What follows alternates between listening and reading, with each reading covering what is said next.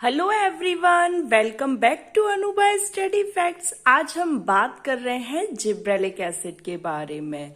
Gibberellic acid, जैसे हमने पहले इससे ऑक्सिन के बारे में बात कर ली है, प्लांट ग्रोथ हार्मोन्स के हम बात कर रहे हैं।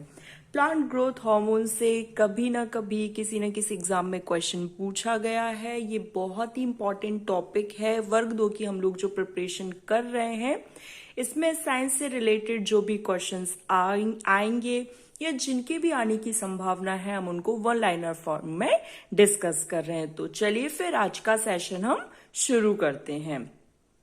जिब्रेलिक एसिड देखिए गाइस, यहां पर आप लोग कैसे याद रखेंगे, G for grapes and A for apple. ठीक, G for grapes and A for apple. तो यहां पर जिब्रेलिक एसिड जो होता है वो एलोंगेट करता है ग्रेप्स और एप्पल को। सेकंड पॉइंट है, यहां पर आप ऐसे याद रख सकते हैं, डियर गुलाबो स्विट्जरलैंड भागो। ये एक ट्रिक के साथ आप इसके फंक्शन को लर्न कर सकते हैं। डियर गुलाबो स्विट्जरलैंड भागो। D for dormancy breaker. Gibberellic acid जो होता है वो डॉर्मेंसी ब्रेकर हार्मोन होता है। डिले सेनिसेंस मतलब जो ओल्ड एज है, प्लांट्स की जो ओल्ड एज होती है, जो बुढ़ापा होता है, उसको डिले करता है। G stands for grapes seedless. Grapes seedless, ये याद रख सकते हैं। शीडलेस ग्रेप्स या फिर एलोंगेशन ऑफ ग्रेप्स में कौन सा हार्मोन रिस्पॉन्सिबल है? Gibberellic acid. S stands for stem elongation and B for bolting. Bolting क्या होता है? Internode elongation before flowering. Flowering के पहले नोड होता है वो एलोंगेट हो जाता है। इसमें आपको बोल्टिंग की डेफिनेशन लर्न नहीं करनी है, इसका एग्जाम्पल लर्न करना है। कैबेज और बीटरूट, आपसे ऐसा पूछा जा सकता है कि बोल्टिंग किस में रिस्पॉन्सिबल है, अलग अलग 4 एग्जाम्पल दे देंगे, तो आपको याद होना चाहिए कि कैबेज और बीटरूट में। और बोल्टिंग किस हार्मोन की वजह से होती है, ये बहुत इंपॉर्टेंट है। तो जिब्रेलिक एसिड की वजह से, ठीक है, जिब्रेलिक हार्मोन की वजह से। किसके द्वारा ये डिस्कवर किया गया? क्यूरोसावा, क्योंकि मैंने आपको पहले भी बोला था एमपीटेट में साइंटिस्ट के नेम पूछे जाते हैं, तो आप इसको लर्न कर सकते हैं। इसका नेचर कैसा होता है? तो एसिडिक होता है। और इसका प्रिकर्सर जरूर याद रख लीजिएगा, क्योंकि प्रिकर्सर बहुत इंपॉर्टेंट होते हैं। एसिटाइल कोएंजाइम जो है वो जिब्रेलिक एसिड का प्रिकर्सर होता है। कौन? Acetyl coenzyme. I hope gibberellic acid से जितने भी इंपॉर्टेंट पॉइंट्स बन सकते थे, जितने भी क्वेश्चंस पूछे जाने की संभावना है, वो यहाँ पर क्लियर हो गई हो। और gibberellic acid, G for grapes, A for apple याद रखिएगा। और ट्रिक है डियर गुलाबो स्विट्जरलैंड भागो। आई होप आपको इस ट्रिक के साथ जिब्रेलिक एसिड जितने भी फंक्शन है उनको लर्न करना आसान हो जाएगा। नेक्स्ट हार्मोन है साइटोकाइनिन। साइटोकाइनिन हार्मोन किसके द्वारा डिस्कवर किया गया? तो स्कूग एंड मिलर के द्वारा। ये एक प्यूरिन डेरिवेटिव है जो कि बहुत इंपॉर्टेंट है। प्यूरिन डेरिवेटिव हार्मोन कौन सा है? काइनेटिन, जो कि एक साइटोकाइनिन है।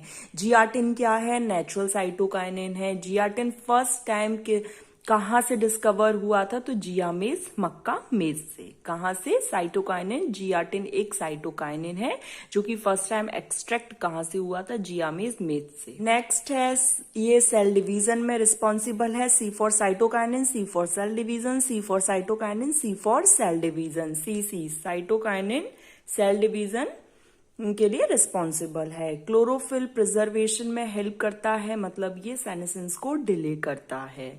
सेकेंड, यहां पर आप याद रख सकते हैं कि साइटोकाइनिन जब ऑक्सिन से बहुत ज्यादा होगा, it's responsible for shoot growth. जब यहां पर ऑक्सिन ज्यादा होगा, is responsible for root growth. जब दोनों ही इक्वल अमाउंट में प्रेजेंट होंगे तो it's responsible for callus growth. यहां पर एक चीज, जैसे हमने जिब्रेलिक एसिड में ध्यान दी थी, वैसे आपको यहाँ पर प्रिकर्सर याद रखना है। N6 परफ्यूरिल अमाइनो प्यूरिन, ये एक प्यूरिन डेरिवेटिव है जो कि किसका प्रिकर्सर है? साइटोकाइनिन का। तो साइटोकाइनिन में आप क्या क्या याद रखेंगे? काइनेटिन, जो कि एक प्यूरिन डेरिवेटिव है। जियाटिन, जो कि एक नेचुरल साइटोकाइनिन है, जिसको कहां से प्राप्त करते हैं? जियामेज मेज से।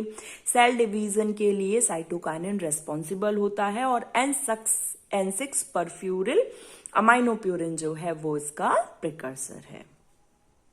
इथिलीन, देखिए इथाइलिन या इथिलीन के बारे में हमने फर्स्ट डे वाले सेशन में बात की थी कि ये प्रमोटर और इनहिबिटर दोनों की तरह काम करता है।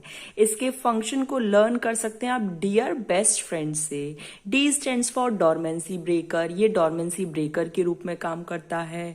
Elongation of internode in deep water rice plant.